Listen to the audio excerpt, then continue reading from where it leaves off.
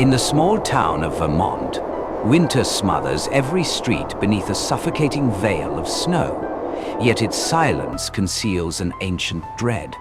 They whisper that if, at midnight, one hears the faint clatter of grinding teeth within the walls, then by dawn someone will be found lifeless, face frozen, lips stretched wide into a grotesque smile. No blood, no wound, only an emptiness too terrifying to name.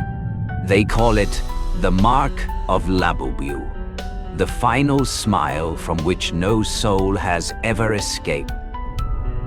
Endi, Wendili, Endau, Anhau, Amdi, Capstay. Winter in Vermont draped the land in a blinding pall of white, drowning the town in a silence so deep it seemed frozen in place. On that morning, with frost still clinging to the windowsills, they discovered the body of Mrs. Helen Morris in her weathered wooden house at the edge of town. The door had been left unlocked. Nothing inside was disturbed. The fireplace still glowed faintly with dying embers, and a teacup rested beside the armchair, its contents long since gone cold. Yet what made the blood run cold was not the tranquility of the scene, but her face. Helen's lips had been pulled so wide they seemed to split her countenance, twisted into a grotesque smile, as if forced open by an unseen hand. The corners of her mouth were torn, yet no blood marked the wound. Her eyes stared upward, glassy and vacant, fixed on an eternity no one else could see. Her body remained intact, without the faintest trace of struggle, a statue of flesh arranged to grin forever.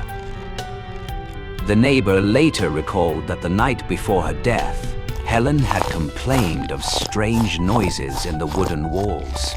Like teeth gnashing, she whispered, but no one paid attention. Now, within the house, as neighbors gathered in uneasy silence, some swore they could still hear that faint, clattering sound seeping from the cracks in the ceiling. The town sheriff quickly dismissed it as an unusual death caused by stroke. None dared to argue, yet those who had looked upon Helen's face could not bear to look again. The photograph of her body was hidden away almost immediately, for even a single glimpse was enough to make one's stomach knot with dread. By the following day, word had spread across town. Some whispered of the old curse, handed down through generations. When the hollow smile appears, the soul has already been taken. Others clung desperately to reason, murmuring of rare illnesses or mass hysteria. But in the nights that followed, when the wind died and the silence deepened, families began to hear it. The faint grinding of unseen teeth inside their walls. And all who heard it thought of Helen's face, her endless smile, and the eyes that seemed still to follow the living with a hollow, eternal gaze. Oh, unviewable. The death of Helen Morris had not yet faded from memory when the town was struck by another shock. Only a week later, the familiar grocer, Richard Palmer, was found lifeless behind his counter.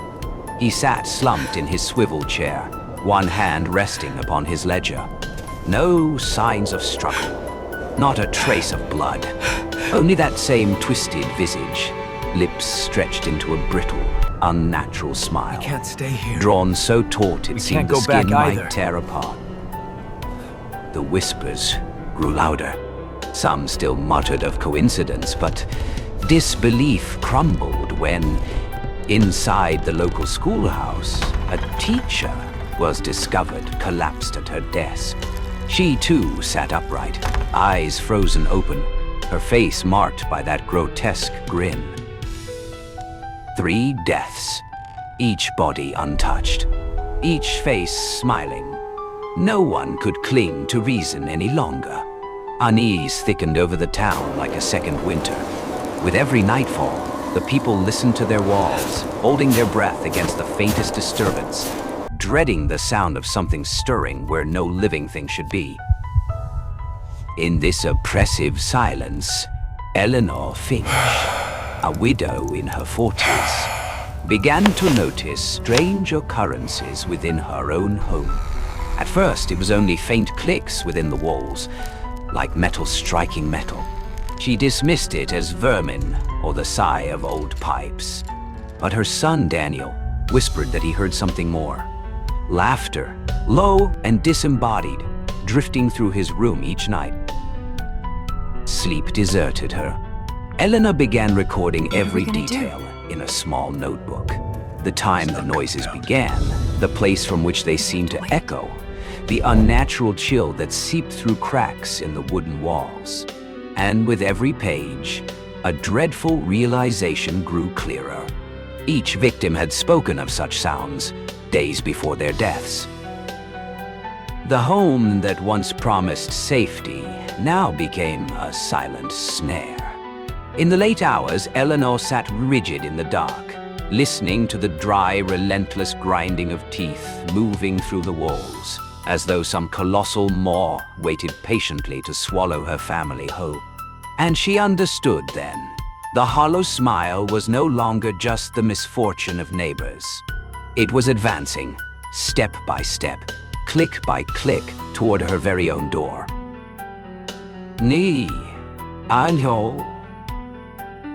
Eleanor sought answers in a place long abandoned by most, the old library at the center of town. Its halls were silent, but for the creak of ancient wood, the air heavy with the scent of mildew and the dust that lay thick upon every shelf. As she sifted through crumbling records, her hands brushed against a small volume bound in darkened leather, a forgotten journal belonging to a minister of the 18th century. The yellowed pages chronicled a time of horror. The town had once endured a mysterious plague of smiles. People collapsed in droves, their bodies untouched, their faces frozen in hollow grins. The minister wrote that it was no illness, but rather the work of a thing awakened from the earth. He named it the bringer of smiles, a gaunt silhouette, whose endless teeth ground together in the night. Eleanor closed the book, her heart pounding. She realized she had stumbled upon a secret the town had chosen to bury. Yet, a deeper fear gnawed within her. If the curse had risen once, then it could rise again. That night, the dreams began. She saw her own familiar room drowned in darkness, and in the corner stood a figure, thin, motionless, its face blurred save for the gaping grin carved across it, wide enough to split its head in two. From that smile came the grinding of unseen teeth, a constant, merciless rattle that filled the air. She woke drenched in cold sweat, only to hear the same dry clatter seeping from the walls, as though the dream had followed her into waking life. Daniel, too, began to change. The boy grew pale and hollow-eyed, restless with sleepless nights. One morning, Eleanor froze in terror as she found her son smiling in his sleep. It was no expression of innocence, but a rigid, grotesque imitation of the dead. When she called his name, he gave no answer, only the faint, unconscious gnash of teeth echoing through the room. Horror welled up within her, and yet she understood. This was no accident, no coincidence. The smile was a mark, a sign that her child had been touched by something no human eye could meet. And in the silence of that house, as the beams groaned beneath an unseen weight, Eleanor grasped the truth. The others had only been the beginning. The curse had returned, and now it was reaching for her family. Kelly, Pa, In Xiao, U, and Toru. In the days after discovering the ancient journal, Eleanor lived in a state of unbearable strain. By day, the town slumbered beneath a veil of quiet snow. But when night descended, her house became a hollow chamber, echoing with dreadful sounds. At first, it was only a few scattered clicks from the wooden panels. Yet with each passing night, the noises multiplied, spreading through the halls, along the ceilings, into the bedrooms. They were not the creaks of timber, but the slow, grinding rasp of teeth. Thousands of them, clenching and scraping together, each movement drawn out as if to torment the nerves of anyone who dared to listen. Eleanor soon noticed strange fissures creeping across the walls. They did not split like ordinary cracks. Instead, they curved into arcs, bending like hidden rows of teeth embedded deep in the wood. She struck them with a hammer, desperate to break the illusion. But each time she did, new fissures appeared elsewhere, even along the ceiling, as though the house itself was sprouting a jaw of its own. Daniel was withering. He no longer ate, no longer spoke, but sat for hours unmoving, his eyes dulled and opaque. One night, Eleanor entered his room and found him seated stiffly on the bed, eyes wide but empty. His face had contorted, lips stretching into an unnaturally long smile. When she touched his shoulder, a sound erupted from his mouth, the hideous gnash of teeth grinding together, inhuman, resonant, and cold. Eleanor wept, clutching her son to her chest. But when she lifted her gaze, she froze. On the wall behind him, a shadow had taken form, gaunt, elongated, its head cocked to one side, as though sharing in Daniel's smile. Its mouth gaped open, revealing jagged rows of teeth, clattering in rhythm with the sound spilling from her child. The room grew icy, her breath clouding the air in pale wisps. She staggered backward, trembling, but the shadow did not fade. It only stood, tilting its head, its grin endless and hollow. Every candle in the house sputtered out at once, plunging the room into a suffocating black. From within that dark, the gnashing rose, layer upon layer, until it seemed the entire house had become a single vast mouth, waiting to swallow them whole. When the lights flared back, Daniel collapsed onto the bed, unconscious. The shadow had vanished, yet the smile remained etched upon his face, warped and unyielding, a scar carved into living flesh. Eleanor understood then. It was far too late to hope for help from the outside. What she had witnessed no longer belonged to this world. She had only one choice left, to confront the nightmare itself before it devoured the soul of her son.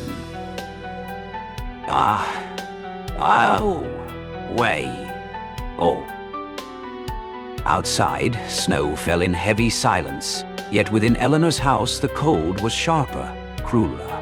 That night, as the clock struck 12, the entire house shuddered as though something beneath had stirred awake. The cracks along the walls widened all at once, aligning into vast rows of teeth, opening like a monstrous jaw. From the fissures poured a grinding cacophony, relentless and deafening, the sound of something long imprisoned rising to the surface. Daniel lay motionless on the bed, his face warped by an unearthly smile that split his features wide. His breath came faint and shallow, but his eyes remained open, fixed on the dense blackness gathering in the corner of the room.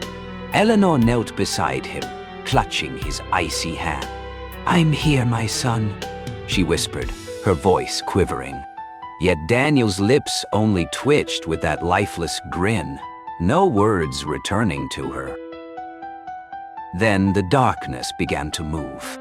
From the fractures in the wall, a gaunt shape dragged itself forth. Its head bowed low, its arms long enough to scrape the floor. And when it lifted its face, Eleanor saw the void-wide grin, mouth split ear to ear, endless teeth clashing in a ceaseless grind that froze her blood. It was him, the bringer of smiles. Labubu. Eleanor felt her will unravel beneath its gaze. In her mind, whispers slithered, hypnotic and cruel. "Smile, and I will take your soul." Her lips trembled. Muscles tugged at her cheeks against her will. She tried to turn away, but the shadow had filled the room, its presence pressing down upon her from every corner. In the storm of her despair, Eleanor remembered the minister's journal. A single line had glimmered through the haze of dread. Only a sacrifice born of love can halt the hollow smile. She understood then. To save Daniel, she would give what no one else could. She pulled her son into her arms and lifted her gaze to the entity. "If you must take a soul, take mine," she cried, her voice rising above the grinding roar. "But let the boy go." Labubu tilted its head. Its grin widened, as though it had been waiting for this invitation since time began. It lunged forward, its maw yawning like an abyss. Eleanor shut her eyes, clutching Daniel tight, surrendering to the tide of darkness. The gnashing ceased. Silence swallowed the house. When Daniel opened his eyes, his body shook and tears burst forth. But the arms that had held him were gone. Eleanor was no longer there. On the wooden floor, at the spot where she had knelt, lay a single tooth, long, gleaming like metal, shining cold in the dim light. Daniel cried out for her, again and again, but the house gave no answer. The silence was heavy, as though nothing had ever happened at all. Yet, deep within the walls, faint and steady, a sound endured, the distant grind of unseen teeth, whispering that the hollow smile had not ended. "Nen."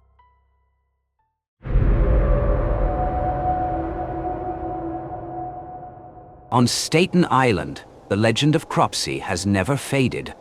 They say he prowls the dense forests and abandoned sewer tunnels where the darkness never recedes.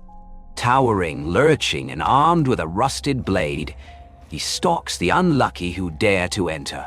Old toys, childish sketches, and pale, staring eyes hidden deep in the shadows are all that remain of those who vanish. And anyone who hears the scrape of metal dragging across the night never returns. Wait, the dirt road that cut into the depths of Staten Island's forest had long since been reduced to a faint scar beneath the weeds. Branches clawed at jackets as the group of 4 teenagers pushed forward, each scratch leaving pale marks like ghostly warnings. The fading afternoon light bled weakly through the canopy, falling in sickly patches across their path, as if the forest itself whispered that they should turn back. Willowbrook Camp revealed itself after a bend in the trail. Rows of sagging cabins with collapsed roofs and walls that peeled like rotting skin. The playground at the entrance stood frozen in silence, where a rusted swing swayed lazily, creaking in the breeze with a sound too hollow, too human. Nearby, a warped steel slide jutted upward, its base sunken deep into damp soil, like the headstone of a childhood long buried. Inside the first cabin, dust hung so thick that every step sent clouds rising like pale smoke. Broken bunk beds lay scattered in heaps, their frames twisted. In the corner slumped a gutted teddy bear, stuffing spilling from its torn belly like an unhealed wound. On the stained wall, faint crayon drawings still lingered, childish stick figures holding hands beneath the looming shadow of something impossibly tall. The children said nothing, but their eyes clung to every fragment left behind. One boy picked up a tiny tricycle, its rusted wheels squealing with each turn.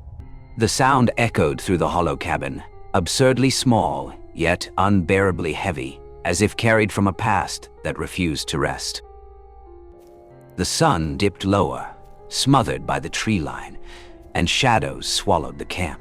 The air thickened, damp and cold, seeping into lungs until each breath felt stolen. From somewhere distant, a crow shrieked, a harsh, broken cry, then went silent, leaving a suffocating stillness. One of the teens tugged open the warped door of the storage shed. The stench of mildew rolled out to greet them. Piled inside were forgotten relics of play. Dolls with fractured faces, toy trucks missing wheels, a child's cap stained with a dark rust-red bloom.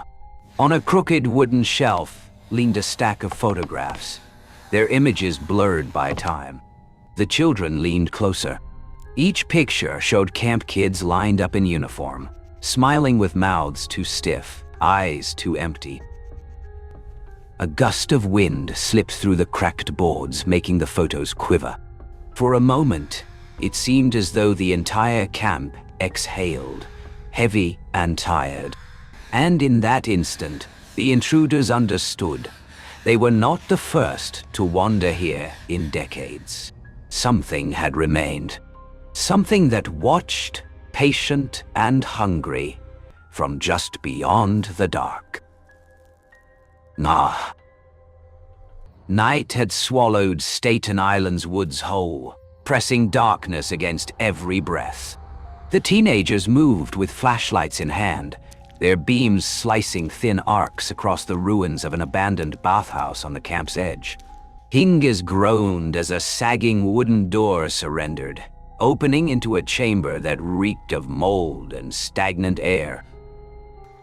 Broken tiles glistened with pools of black water, each reflecting the wavering light like liquid mirrors. On the peeling walls, crude chalk scrawls spread in tangled clusters, dozens of small figures drawn hand in hand, circling a towering shape with arms that scraped the ground. Its face was nothing more than a hollow smear of darkness. The group froze, beams quivering as they swept across the room. Every wall bore the same tableau, children gathered at the side of a looming skeletal giant. By the sinks, dark stains had dried into the concrete, trailing downward like veins of rust. They clung stubbornly, cracked into the floor as if time itself had tried and failed to erase them. The air shifted as a cold gust slithered in, carrying with it the sour stench of damp fabric, burnt plastic, and something far more rotten. In one corner lay a discarded Polaroid camera, its body choked with dust. One of the kids lifted it, finding a few photos wedged inside. Under the flashlight's glare, faces emerged, children smiling with distorted mouths, eyes empty sockets of pale gray. In one photo, behind the group of children, something massive loomed. Its outline was blurred, wrong, as though it had bled into the picture from another world. Then came a sound, soft at first, leaking upward through the pipes beneath the floor. A hiss, faint but alive, shifting into something higher, sharper. Laughter. A chorus of giggles rising and falling, echoing as if dozens of unseen children were playing just beneath their feet. The tiles trembled.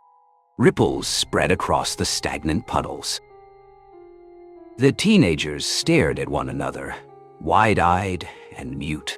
A flashlight beam swept toward the far end of the corridor. There, fresh chalk marks gleamed brighter than the others, drawn with unsettling clarity. And pressed into the dust beside them was a tiny handprint, wet, glistening, impossibly recent. The room fell silent, as though holding its breath. No wind, no birds, no sound but the hammering of their own hearts.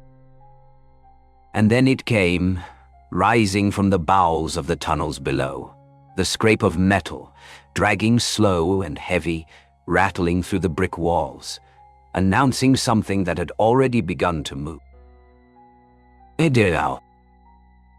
That dragging metal sound pulsed again and again, steady as a death beat beneath the earth. The teenagers tried to pull away from the bathhouse, but their steps betrayed them, drifting toward the direction of the noise, as though something unseen guided their feet.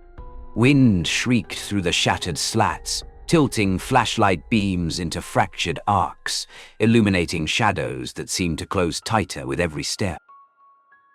Behind the rotting cabins they found it, a sewer hatch left slightly ajar. From the gap rose a chill so sharp it felt like ice in their lungs, carrying the rancid stench of carrion rotting in mud. The iron cover was streaked with rust, and below it yawned a ladder that vanished into endless dark. They shone their lights downward. The walls gleamed wet, veined with moss, every drip echoing like a clock tick counting down. Small handprints smeared the slick surface, layer upon layer of tiny palms, as if children had climbed down one after another. Some were fresh, wet enough that water still trickled in thin rivulets. One of them, braver or more foolish than the rest, set a foot on the ladder. The rungs groaned with a metallic scream under the weight. One by one, the others followed, swallowed into the dark. With every step deeper, the sound grew louder, not distant anymore, but crawling close. The deliberate scrape of something immense dragging its blade. It moved slowly, arrogantly, as though certain that prey could never escape. The tunnel stretched before them, endless and waterlogged. Stagnant pools lapped at their ankles, stinking of rust and mold. Abandoned relics littered the sludge, the bent frame of a stroller, a child's shoe gnawed apart, the headless remains of stuffed animals drifting like corpses. When the flashlights swept the walls, the chalk drawings appeared again. This time sharper, crueler, children with eyes washed white, clutching hands around a bent, towering figure whose grasp held a scythe. The whispers returned, clearer now, flitting through the tunnel like breath against their ears. High-pitched giggles swelled and faded, skipping from wall to wall, circling them, crawling under their skin. The water rippled, though nothing moved. Then the beam of a flashlight swept forward and froze. At the tunnel's end, a shape stood motionless. Too tall, shoulders hunched, head canted, unnaturally to the side. Arms dangled near the ground, one fist clutching a wide, corroded blade. The steel's tips scraped across the concrete with a shriek that shivered the air. The light trembled over his face, blurred flesh, mottled and uneven, as if dragged too far across bone. A face without balance, without mercy, and from the hollow sockets of his eyes, twin glints flared back like a predator's in the night.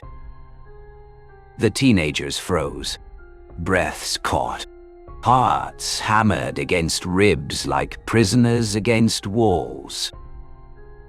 And then, as though the light itself had awakened him, the figure moved, lurching, limping, yet impossibly quick. The scythe shrieked louder, grinding against concrete, the sound swelling until it rattled the walls. Water splashed violently with each heavy step, as if the entire tunnel were gasping, choking in rhythm with his approach.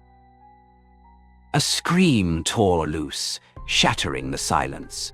Panic surged, and the group bolted, flashlights scattering wild beams across the dripping walls. Behind them, the dragging blade struck harder, faster, echoing through the cavern. And woven through the metallic shrieks was laughter. Thin, cruel laughter in many voices, the laughter of children long broken. Footsteps thundered behind them, heavy and relentless, each one reverberating through the marrow of their bones. The teenagers stumbled through the twisting tunnels, flashlights flaring wildly against the walls. The chalk drawings multiplied with every turn, little figures grinning with mouths stretched too wide, while the looming, hunched giant grew larger, swallowing entire walls, as if the tunnel itself was painting the hunter that stalked them. Filthy water splashed cold against their legs, sharp as ice. From the cracks above, the wind hissed, but tangled in the draught came whispers, children's voices. "Don't run. Stay. Come play with us." The words spiraled through the corridor, impossible to trace, near and far, all at once. Suddenly, one of them slipped. A flashlight clattered across the flooded floor, spinning, then landing with its beam locked onto the tunnel's far end. He was there. Tall, skeletal shoulders twisted, one arm dangling lower than the other. The scythe scraped the ground with a metallic groan, each drag louder than breath. The group shrieked, scrambling to their feet, but it was too late. Cropsy lunged forward. A long arm swung, the blade slicing through the dark. No blood, no spray. Only the hollow scream of steel cleaving air. The light flickered, died, then surged back. One of them was gone. Only a torn backpack bobbed in the filthy water. Panic tore through the survivors. They bolted deeper, yet the tunnel coiled endlessly, stretching like a labyrinth with no exit. Every corner they turned, cold wind rushed from ahead, carrying shrill giggles that echoed like knives. On the walls, the handprints smeared thicker, wetter, as though pressed fresh by unseen palms. A flashlight beam veered right into a circular chamber. Its domed ceiling dripped with condensation, and scattered chairs lay broken in heaps. Shredded stuffed animals slumped in corners, while crooked frames dangled from the walls. At the room's center, a long table stood beneath a rotting green cloth, set with broken plates and children's toys arranged like offerings. The group stopped, gasping. The air felt swollen, pressing against their lungs. The room was waiting. Then, from behind the table, he emerged. Cropsy, Ma. No longer a shadow. Whole. His body warped, his face sagging like wax melting under flame. Deep sockets burned with a feral gleam, catching the flashlight's jittering beams. In his grasp, the scythe tilted, its blade mottled with rust and streaks of dried red. He moved closer, halting, deliberate, confident. The way a predator closes the space when it knows the corner has already been sealed. Each step struck like a drumbeat inside their chests. The air chilled, thickened, suffocating. They backed against the wall, slick with moss, nowhere left to run. Then, all at once, the picture frames fell. Glass shattered across the floor. From behind the broken panes, children's faces stared out. Eyes rolled white, mouths split into jagged grins. The voices came next, hundreds of them, threading directly into their skulls. "Sit down. The feast is ready." The flashlights flickered, then died. The chamber collapsed into absolute dark. And in that void, only one sound remained. The long, deliberate sweep of a scythe, sliding across concrete. Slow, certain, inescapable.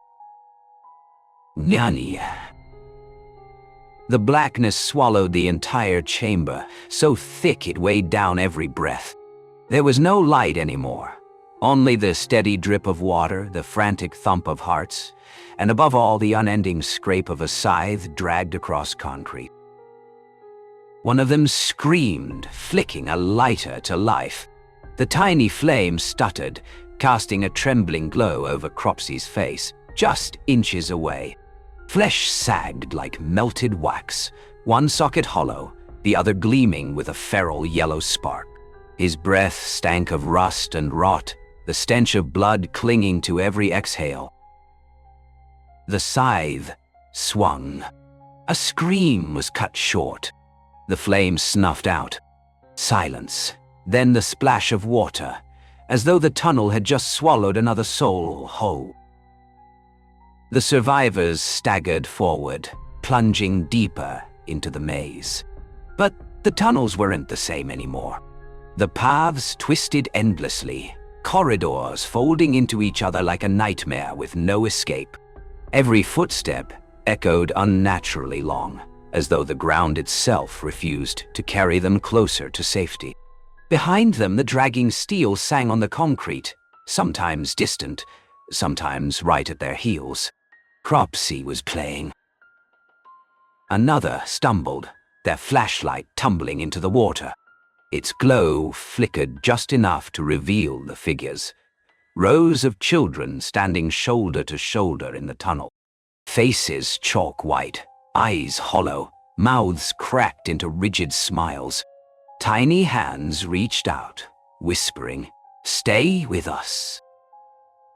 When Cropsey stepped forward, the children's shapes melted into him, their pale faces vanishing into the grotesque swell of his form. His arm lifted. Another body was gone. At last, only one remained. Breath ragged, eyes wide with hopeless terror, they ran on and on. Then, light, a faint glimmer ahead. An open manhole cover, spilling the glow of street lamps into the dark. The survivor clawed their way toward it, trembling fingers curling over the icy rung of the ladder. But the darkness thickened behind them, pressing close, heavy with the stench of rust and decay. A hand, long, deformed, skin hanging loose, closed over their shoulder. Cold breath brushed their ear. For the briefest moment they looked up and saw safety just above. A police cruiser rolling by, red and blue lights painting across the manhole's lip. They tried to scream, but no sound came. The scythe fell. Darkness sealed shut. Above ground, Staten Island lay quiet beneath the night sky. No one knew what had happened below, where children's laughter echoed once more, mingling with the scrape of steel on concrete. And the legend of Cropsey had never ended. No.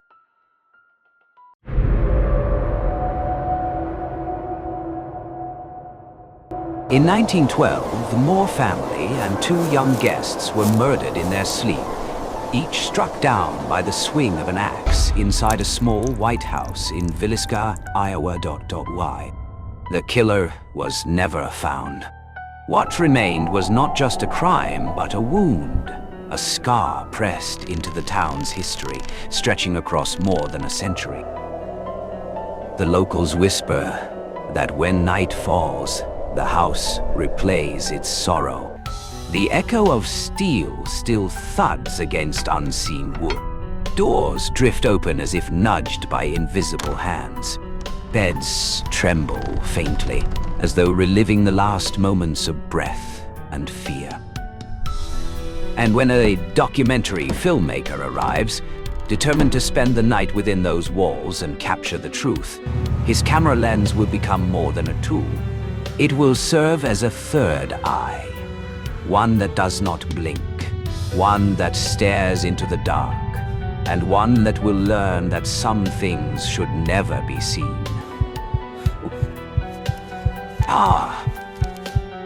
The road into Villisca was narrow and hushed, flanked on either side by endless fields of withered corn. Daniel Ross drove a battered pickup truck, the back weighed down with cameras, tripods, and a scattering of flashlights. On the seat beside him rested a worn notebook, its pages filled edge to edge with cramped handwriting, the Moore case, 1912. For months, he had studied the story, consuming court transcripts, yellowed newspaper clippings, and whispered folklore. Tonight would be the first time he came face to face with it. The house revealed itself after a sagging wooden fence, small, steep-roofed, its once white paint dulled to the color of ash. No lamps glowed in its windows, no voices stirred from within. Only the wind slipped through the cracks, coaxing from the boards a faint and mournful groan. Daniel stopped the truck. His heart thudded in his chest, faster than he expected. He had prepared himself for silence, but the air here was different. Denser, heavy, as if an invisible curtain hung over the property, sealing it off from the ordinary world. Inside, the floorboards complained beneath his every step. The furniture was plain: an oak dining table, a rocking chair, a few black and white photographs framed on the walls. What unsettled Daniel most was not what he saw, but how untouched it all seemed. The house did not feel like a relic in a museum. It felt like a home that had been left yesterday, the air still holding the echo of lives, abruptly cut short. He unpacked his gear with mechanical precision, placing the main camera in the living room and setting up a second at the narrow hallway leading upstairs. His voice, captured by the microphone, trembled ever so slightly, roughened by tension. This is the house where the Moore family took their final sleep. On the night of June 10th, 1912, a stranger entered with an axe. 8 souls were taken, and the killer vanished. No one ever knew his name. Since then, this house has never truly been silent.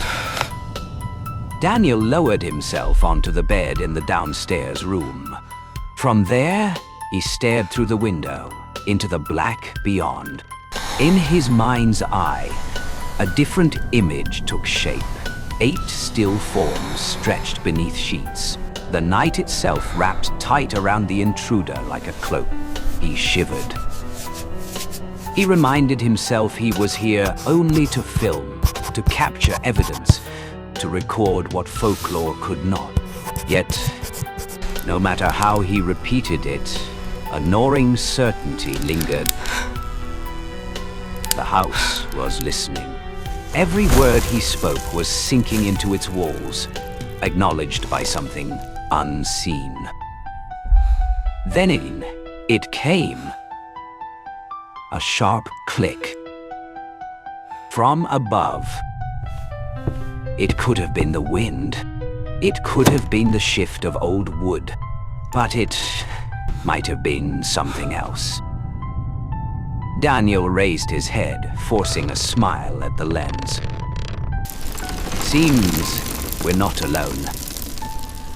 His hand tightened on the camera as he adjusted the angle, trying to disguise the pressure coiling tighter in his chest. The night had only begun, and Villisca was already whispering. And whispers have a way of becoming louder. Now, night fell quickly in Villisca. By the time the clock drifted past midnight, the little wooden house seemed swallowed whole by a mass of suffocating darkness. Daniel sat in the living room, his gaze fixed on the glow of his laptop screen, where the cameras streamed their silent vigil. A flashlight rested beside him. The microphone remained live, but the silence pressed down so thickly that each second seemed to crawl. The first sound came from the staircase, a single, deliberate creak. Daniel flinched, swiveling the camera toward the source. Only blackness stared back at him, that hollow place where the hallway bulb had burned out long ago. He swallowed hard, forcing himself to believe it was nothing more than wood groaning in the cold. But then, another sound split the stillness. Thud. Dot. Measured, heavy, unmistakable, like something weighty settling against the floorboards. No longer random, but purposeful. A rhythm, deliberate and slow, as though someone unseen was walking on the second floor. Daniel's breath hitched. He lifted the flashlight and handheld camera, forcing himself up the narrow stairs. His light skimmed the walls, revealing cracks that spread like veins through plaster. The air grew thick with the damp, sour scent of rot. Halfway up, he froze. Whoosh! The sharp, metallic hiss of an axe cutting through air, striking nowhere. The sound cleaved through the dark, chilling him to the marrow. He swept the flashlight wildly across the staircase, pulse hammering in his ears. Nothing. Only warped wood and the gaping emptiness above. But the camera was still running, and the microphone had captured what he prayed was only an echo. He forced himself upward. The bedrooms emerged at the landing, simple yet oppressive. A naked bulb dangled from the ceiling, long dead, swaying faintly as if stirred by a breath. Daniel positioned the camera toward one of the beds, the narrow frame where the Moore children had once slept. Then the bed shuddered. At first, the tremor was subtle, like the faint ripple of someone shifting beneath the sheets. But it grew sharper, rattling the wooden frame until it whined in a high, piercing shriek.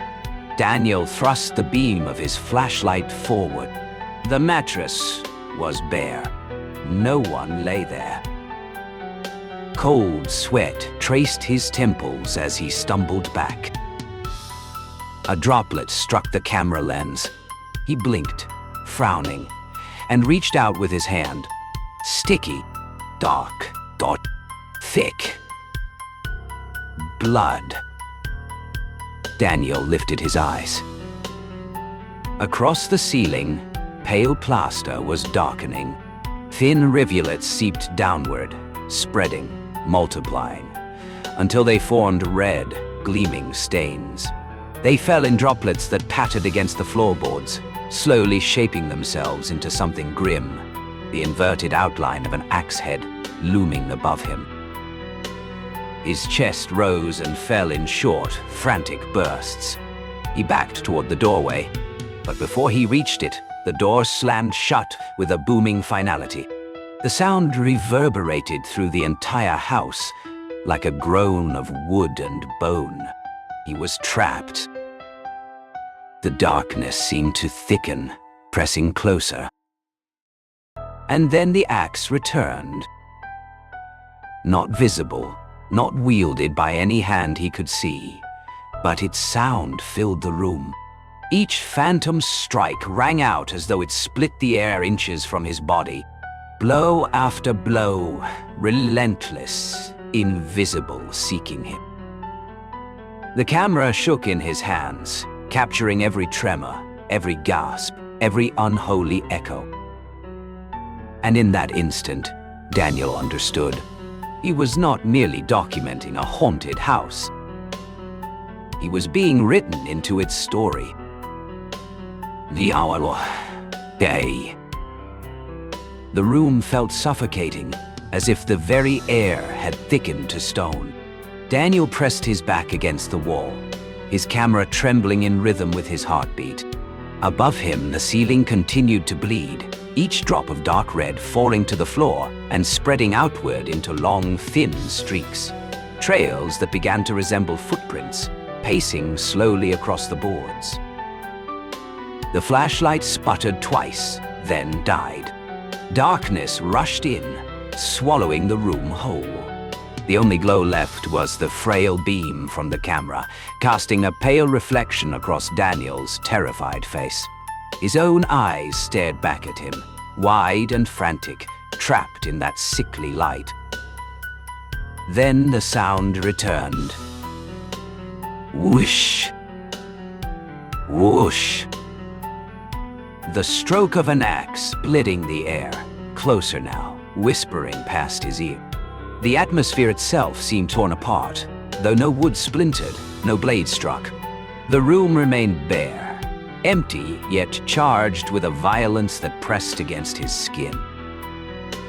Desperate, Daniel swept the camera from side to side, searching for proof, for anything solid. And for a moment, he saw it. A shadow. Tall, blurred, and indistinct. One arm hung at its side, the other clutched something long. The shape unmistakable, the haft of an axe. But when he lowered the camera, the figure was gone. Only blackness and silence remained. A sharp crackle burst from the equipment. Downstairs, the laptop screen flickered, its live feed sputtering. The picture stabilized and revealed the staircase. Someone was standing there. Not him. A stretched silhouette, hunched slightly forward, arms dangling, head tilted as though broken. Where its eyes should have been were only two cavernous hollows, pits of unbroken dark. Cold dread swept through Daniel. He lunged for the bedroom door, twisting the knob with frantic force. To his shock, it yielded instantly, swinging open without resistance. The hallway yawned before him, lightless, cold wind rushing through as if to beckon him deeper into the house lungs. He descended the stairs, each step echoing, each echo pursued by another. Behind him, the tread of footsteps followed, slow, heavy, relentless. He did not dare turn, for he already knew something was walking in his shadow. He burst into the living room. The laptop still glowed, recording faithfully.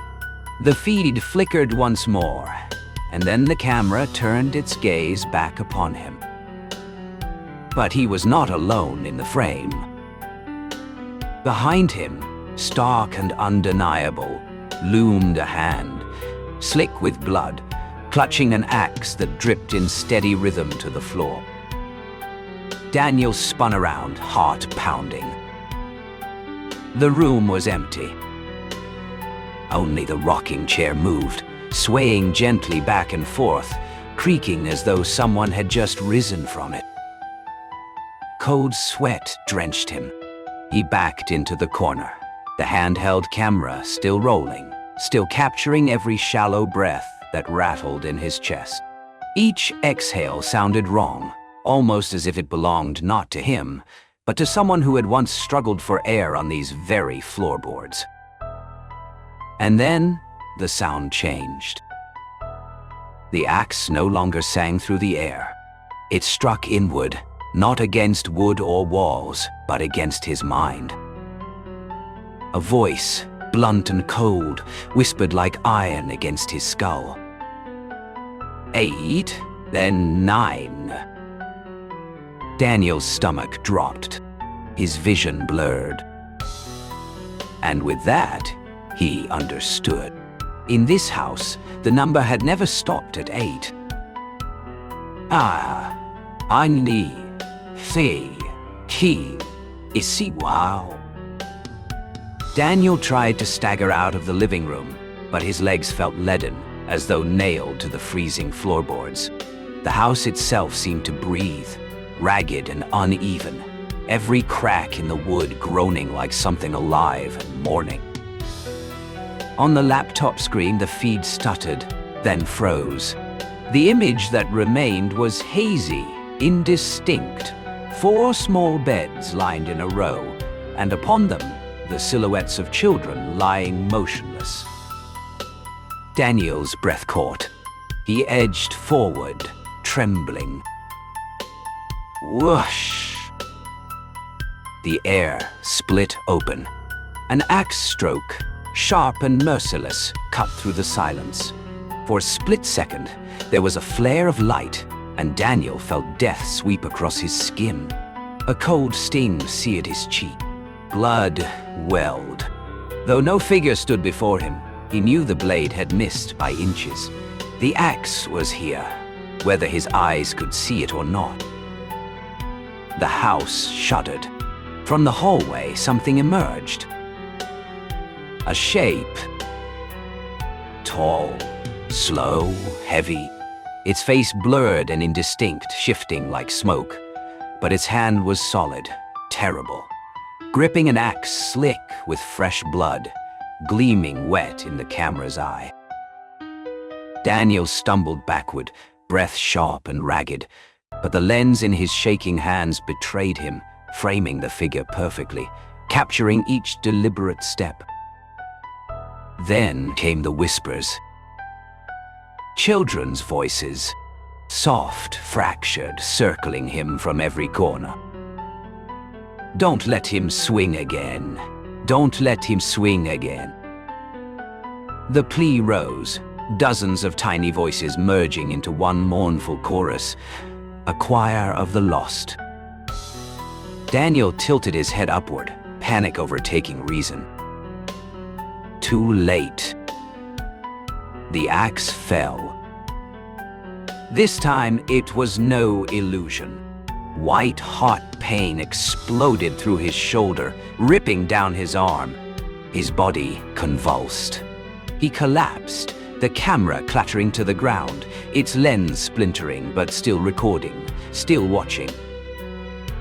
Through the cracked glass, the final image bled into focus.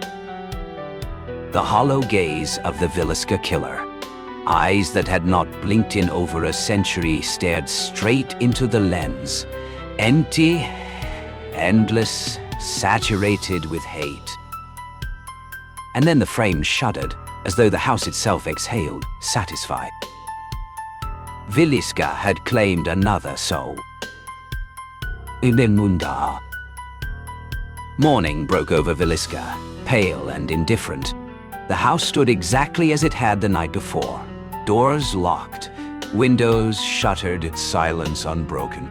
Inside, a flashlight lay forgotten in the corner. The camera shattered on the floor. The laptop still glowed faintly, its sickly blue light flickering like a dying heartbeat. But Daniel was gone. No blood. No footprints. No trace of departure. As if he had never existed at all. Yet, on the fractured memory card of the camera, one recording remained. The footage was jittery, warped through a cracked lens, but clear enough to freeze the breath of anyone who dared watch it. Daniel's screams tore through the static. The camera tumbled, the image splintered, and in that broken frame, through the jagged fissure of glass, a figure stood. The man with the axe. Eyes hollow. Blade dripping. Towering silently behind Daniel, as though it had always been there. The final swing echoed. Then, blackness. No one could explain the tape. Some dismissed it as a hoax. Others swore it was genuine, too raw, too vicious to be fabricated. But the question that lingered was never about the video. It was about Daniel. He had vanished without a trace, as though the house had swallowed him whole. And so the axe house in Villisca remained. Its wooden bones still seeped the metallic stench of rust and blood. Its rooms whispered faintly when night pressed close, restless and unquiet. And when the wind slid through the cracks in its doors, townsfolk swore they heard the thud of an axe falling, each strike echoing from the past, each one still unfinished. No one stayed after sundown. But the house was never done. It waited, patient, hungry, for the next curious soul to step inside, press record, and add their screams to the story that began in 1912, a story the house has never stopped writing. Limsalien, das